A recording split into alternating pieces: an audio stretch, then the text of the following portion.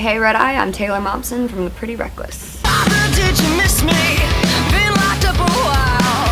I got caught for what I did, but took it all in style. You've talked about parents calling the cops during your shows about That's things happened. being inappropriate. What are they taking issue with, do you think? That was a show somewhere overseas, and there like a fan jumped on stage, got naked, and was dancing, and then the cops got called because weirdly I think it was a boy whose dad was like, this isn't appropriate for my son to see. But yeah, I'm sure he was like, wasn't Dad, so into it. He's stop. like, shh, it's fine. So no, it was crazy fans, and it's live rock and roll, you never really know what's going to happen, which is what keeps it entertaining. How do you differentiate Taylor off stage versus Taylor on stage? Pretty much the same person, except on stage I'm wearing my stage clothes. Well, it seems like you're very low key and just kind of the everyday, but I've watched some of the live footage pretty and chill. You gotta be on this tour. rock goddess comes out of you. You touring, you learn to just kind of roll with the punches and let things just kind of slide off your shoulder, and then when it's serious, then you take it seriously. But we take the music really seriously, and then the shows are fun because it's just, there's no tracks or anything. We just crank to 10 and play, and like the old school style. I was thinking that there have been so many times, with rock bands that you hear people saying like, mothers lock up your daughters, but you don't often hear mothers lock up your sons. Mothers lock up your sons, yeah. That was a new one for us, but you never know. Again, we've got a family member's pregnant, and it's her due date today, and she's coming to the show, so maybe we'll have a new experience tonight of water breaking. That would be interesting. That would be interesting. How would you articulate the way that the music has changed on this new record? I mean, listening to it from what's been released so far, I was thinking like, if the first album was barbed wire, this new record is like wrapping that around your neck. This record, I would use, it's heavier than Light Me Up for sure. I think we toured Light Me Up for like 2.5 years, so we definitely kind of became a very tight unit as a band, so this record is much more reflective of that.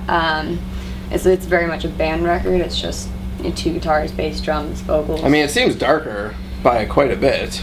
Dark is a subjective word, I think. I think it depends on where you're coming from and what place you're listening to it. But I would use the word, it's a very thoughtful record. It's meant to be, it's written in the way that it's meant to be listened to like an older, like a Floyd record, like from front to back. There's common themes that go through it. It's not just 3-minute pop songs, and right. You have the whole picture.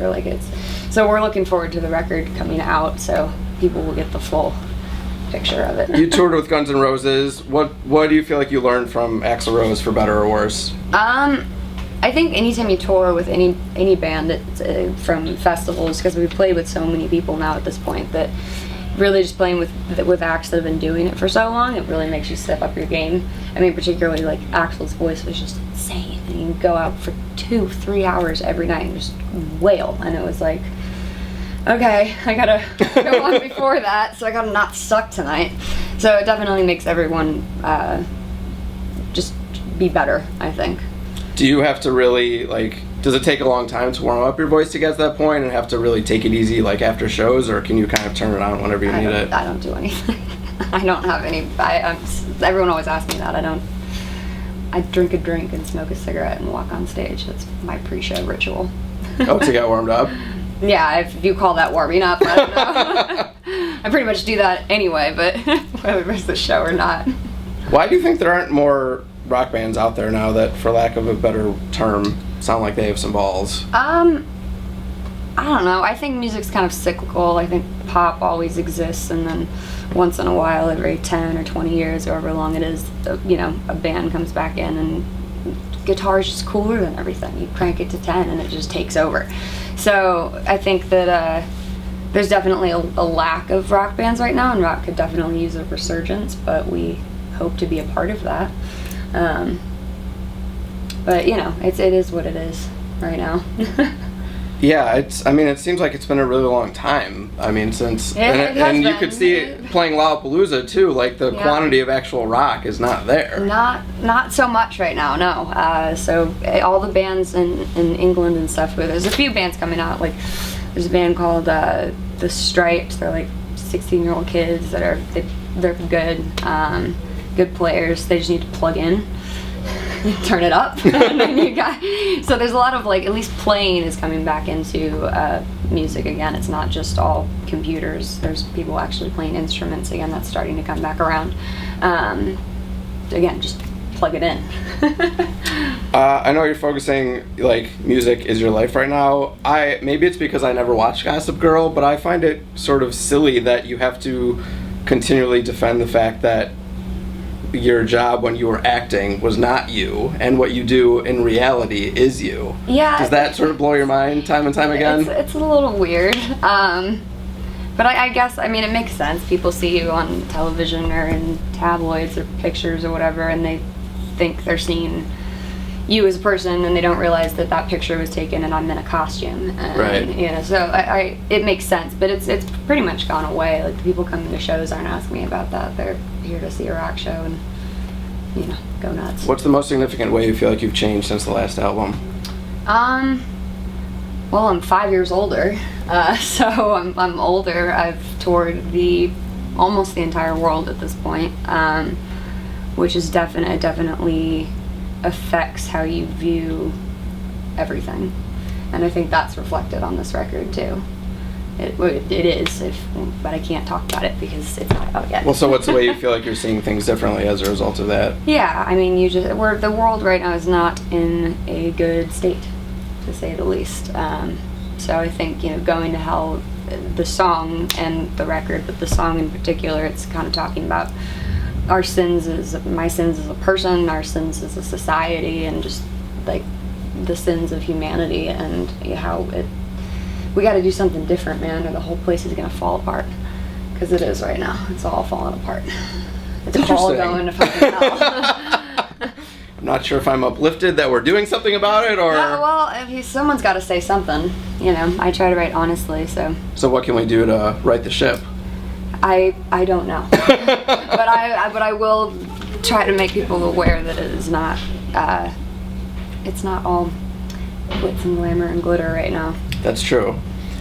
Being in the public eye for so long, you know, you've been quoted so many times. A lot of people like to make mountains out of molehills. Is there anything you've ever said or done that you, when you think about it now, you wish you could take back?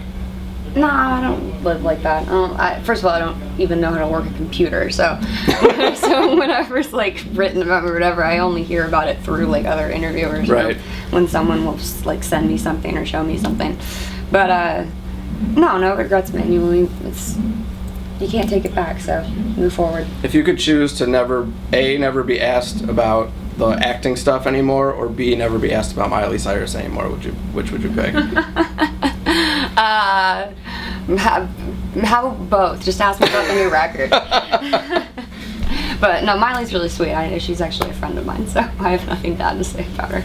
Well, it definitely seems like a lot of people right now are, as if this is the first time that young women have ever, you know, incorporated sexuality into music, you know, that seems... Or men, for Christ's sake. I mean, like, I could see Robert Plant's dick. I don't know if anyone was aware of that, but, like, I don't know why everyone just focuses on women. What do you think has to happen for this type of thing to kind of, for society to get over that, basically? I don't think we ever will. I think especially with the internet age, it's just something to talk about, and it's an escape for people's real lives to talk about stupid, frivolous drama. Which, it's fine. You know, I appreciate you not, you know, looking at life as regrets and just kind of taking things as they go, but is there a mistake that you've made that you feel like you learned from or that was significant? I mean, I've made plenty of mistakes. Can you share one? What you learned from that? Nothing I want to say on camera. How about that? But yes, I've learned from some mistakes, but nothing that... I'm not here to influence a bunch of kids about bad behavior, so. How do you think we can differentiate artists who do something because that's just who they are, and artists who are doing something because it's calculated and part of a product, and like, whether it's exploiting themselves or... I think the first thing is write your own fucking songs, man. Like, you don't need 10 writers to write one line. If you have something to say... Some people do. No, well then, stop. you got, write your own songs. If you have something to say, as soon as you have a billion people involved in your art, it's no longer, it loses its soul. There is no soul to it. So if you have something to say, then say it. But if you don't, then don't have someone else say it for you.